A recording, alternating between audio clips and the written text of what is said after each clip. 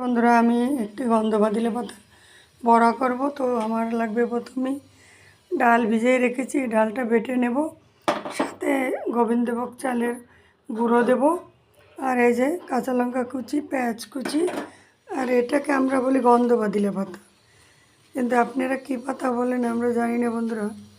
কিন্তু এটা অনেক বড় লতার মতো হয়, লম্বা লম্বা। পাতাটা একটু গন্ধ, একটা বিচ্ছিরি গন্ধ, কিন্তু বড়া করলে গরম গরম খেতে হয়। গরম গরম খেলে কোনো সময় মুখে রুচি থাকে, যাদের মুখে রুচি নেই, জ্বরটার হলে এই পাতাটা বড়া করে খেলে ভাত খেতে পারে। তো আমার ছেলে ভীষণ পছন্দ করে এই পাতাটার বড়া, কারণ ওর জ্বর মাঝে মধ্যে হলেই বলে আমাকে এই গন্ধ বাদিলে পাতার বড়া করে দেবে মাম্মু। ঠিক আছে, দেব। তো আজকে ওই নিজেই তুলেছে আমাদের গাছ থেকে, তো আমি ওকে এই বড়াটা করে দেব।